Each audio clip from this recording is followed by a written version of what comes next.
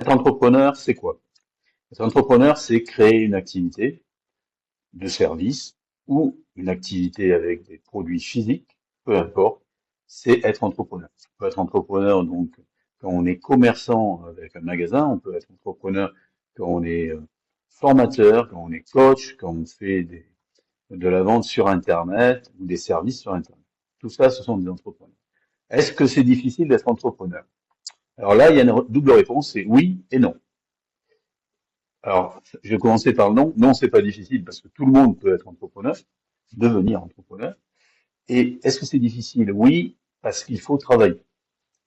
Alors, il faut travailler contrairement, en fait, à l'idée très répandue qui se répand sur Internet, notamment par des gourous du web qui très souvent trichent sur la réalité de leur métier et surtout la réalité de ce qu'ils gagnent réellement. Hein. Souvent, ils vous montrent des Porsche, des belles voitures, des belles nanas, etc., de belles maisons, mais qui louent que pour la semaine ou pour la journée. Et en fait, ils n'ont pas du tout les millions qu'ils prétendent avoir gagnés.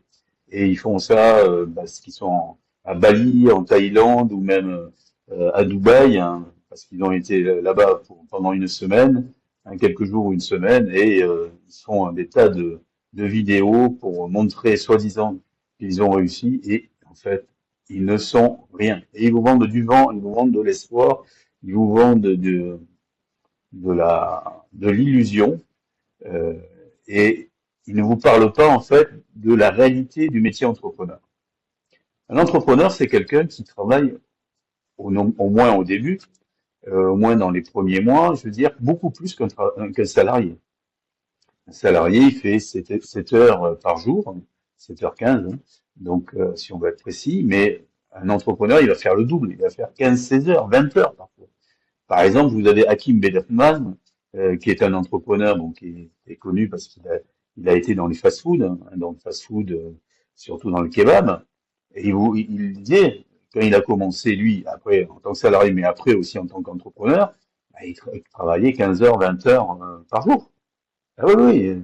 Alors, parce que même s'il travaillait pas 20 heures devant le comptoir, si vous travaillez pendant 8-10 heures, je veux dire, dans votre magasin, après, vous continuez à bosser.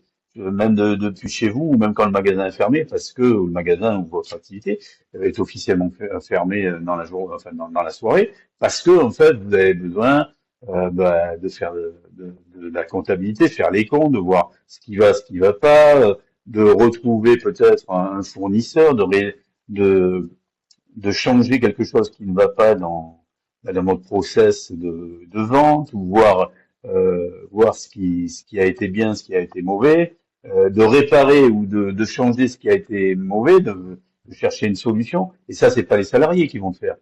Donc, c'est l'entrepreneur. Et donc, l'entrepreneur, il travaille beaucoup plus. Il se couche en pensant à son business, il se lève en pensant à son business. Je veux dire, il faut avoir ça aussi.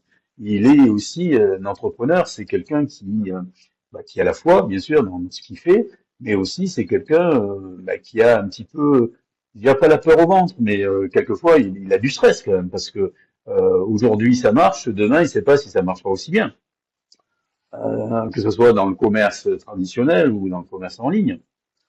Et donc, voilà, c'est quand même quelque chose, surtout au début, où vous avez de la pression, vous vous mettez vous-même de la pression parce que vous voulez que ça marche, hein.